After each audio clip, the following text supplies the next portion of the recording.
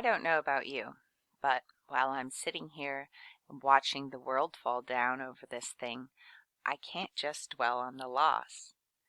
Sure, people that I know and love have watched what was left of their retirement, their savings, virtually disappear, and others who never even got to save are left wondering how they'll take care of their families now that they've been deemed non-essential. But I can't shelter in place and brood over these depressing things. So I thought that I would take a look at some of those who are winning while the rest of us lose. Speaking of depression, the U.S. Army recently launched the 2020 edition of their Shark Tank-style competition, X-Tech Search, and some of the firms competing are working on things to help with our current lockdown state.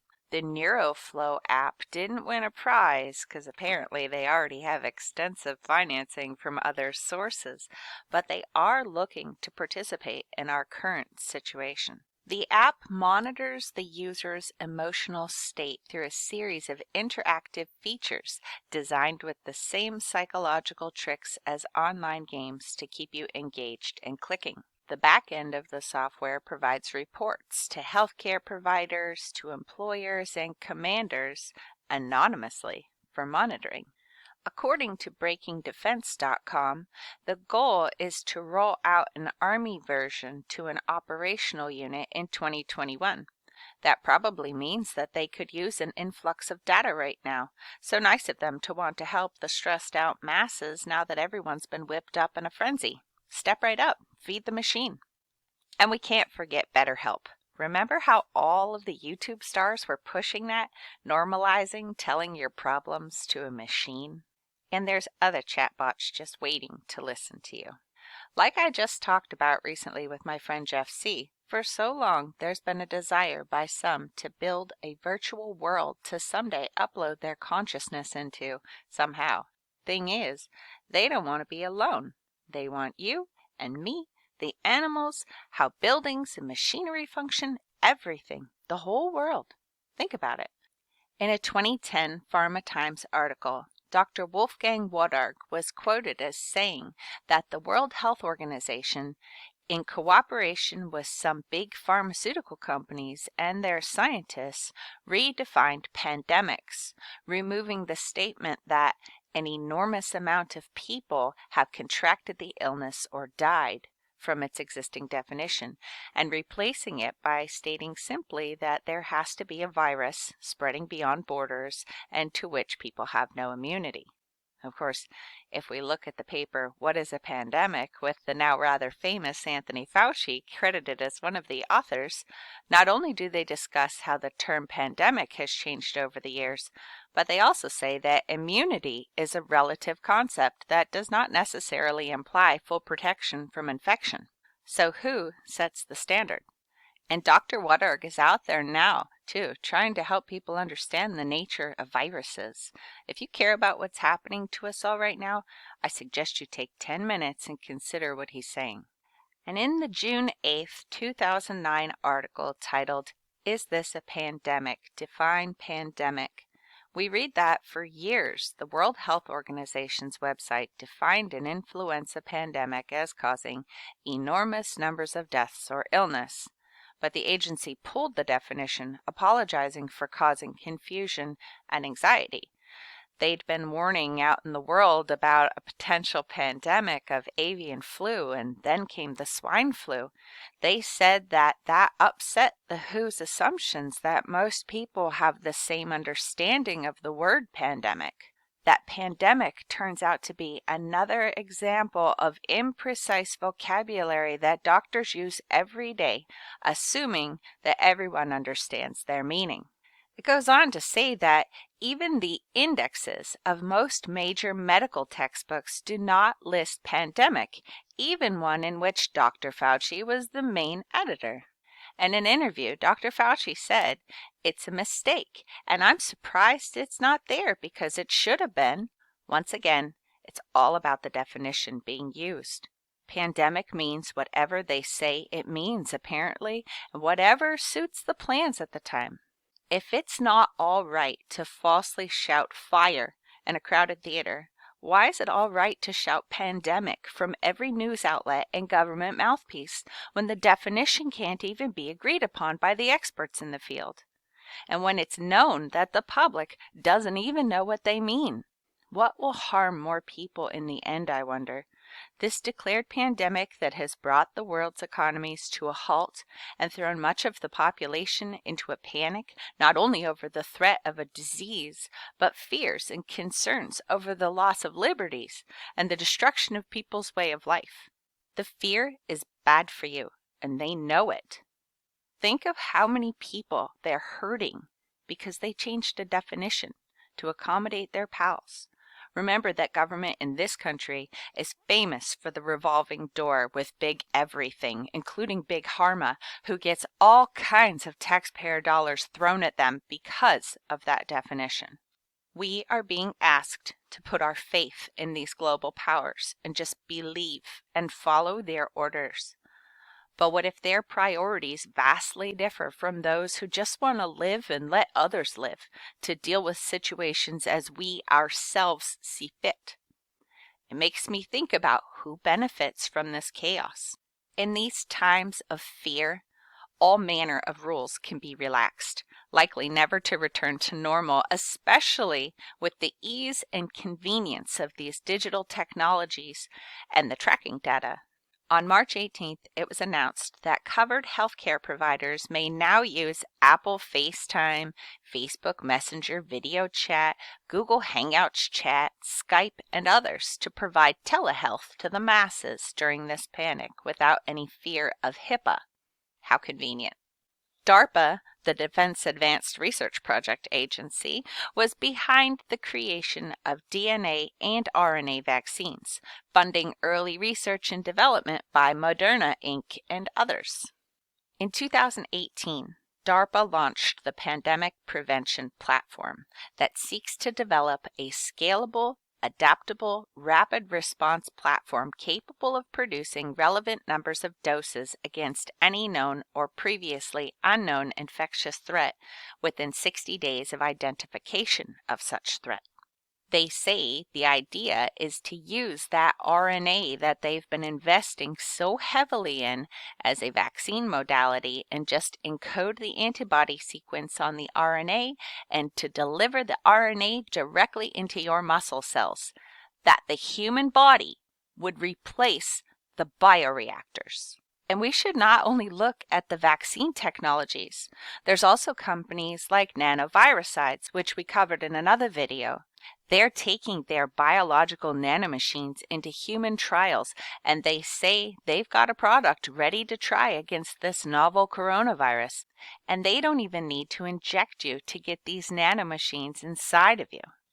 Whenever I think about the nanobots they've got such plans for, how they say they can even be taken orally, and I think of companies like Just talking about their computational platforms to tailor their techno foods to the needs of the big multinational food conglomerates, how they can have specific micronutrient profiles. They even list fluoride, which I find interesting.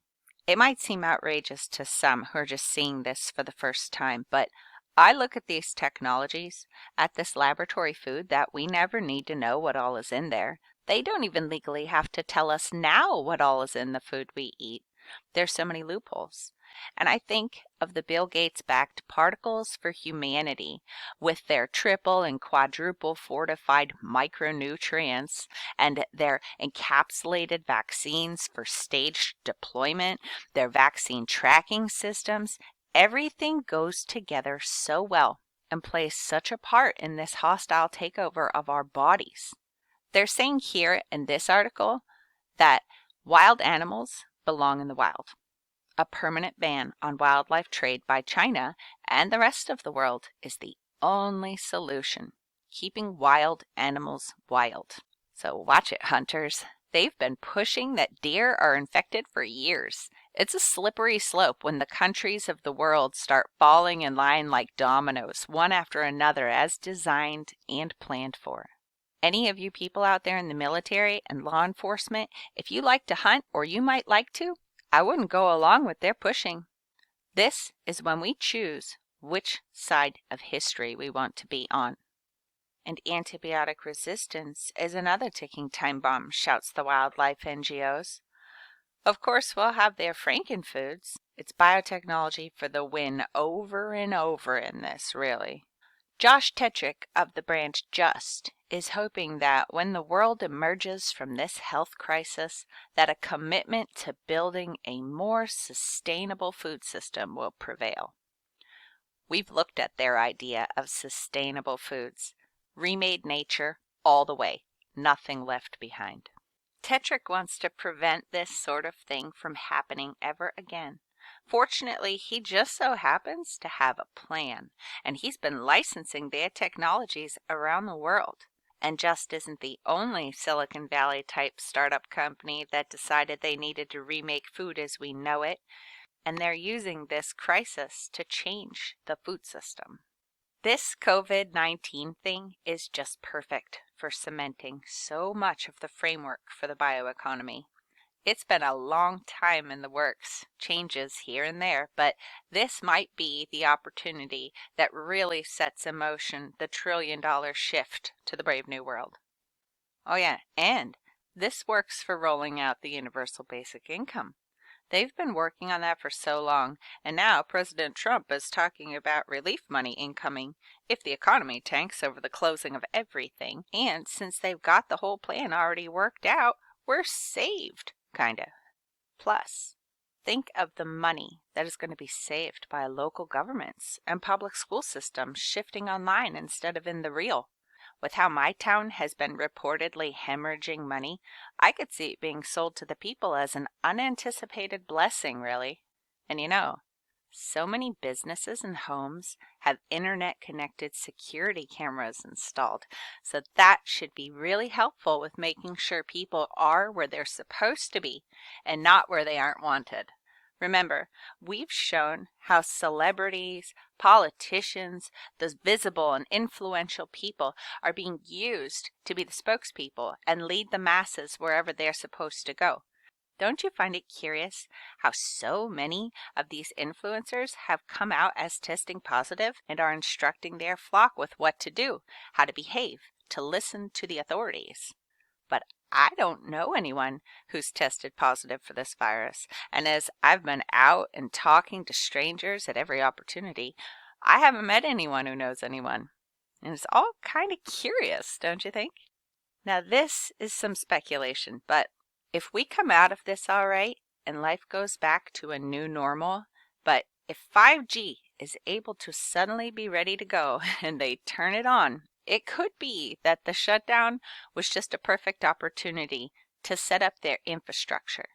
We put in small cells, which are connected by fiber. Those are places where the wireless carriers are broadcasting their spectrum, and they're hidden so well, I don't think anybody would even notice. We've hidden them in things like lights and other existing infrastructure. So it didn't change the aesthetic of Discovering Green, but it did bring a service to the community. And that's part of the future, you think, in terms of making that happen aesthetically. Absolutely.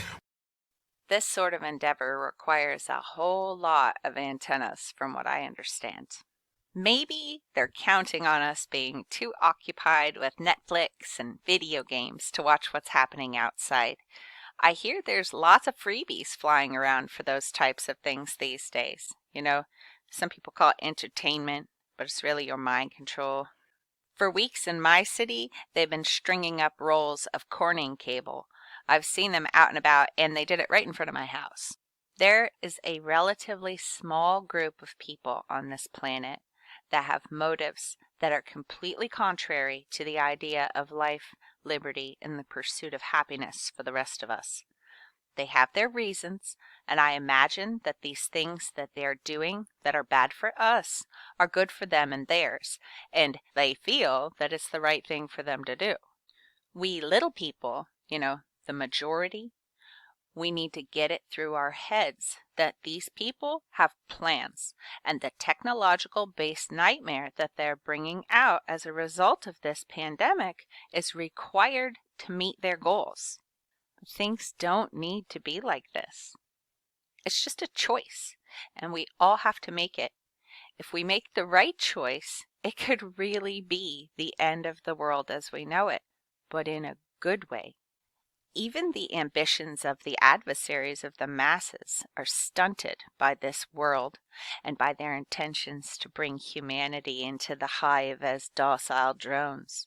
No one can say what is locked up inside of us, but keeping the boot on humanity and the few deciding for the many which way the world is going, keeping so many in the dark and dumbed down, there's so much wasted potential. I just think that there's a better way for all of us going forward. And we could change the world today. This is the chance that the people of planet Earth have been waiting for, to throw down these chains that bind us. Let's take a cue from the message that we're being force-fed, but shift it to another infection. Take a 2-week quarantine from all of your devices.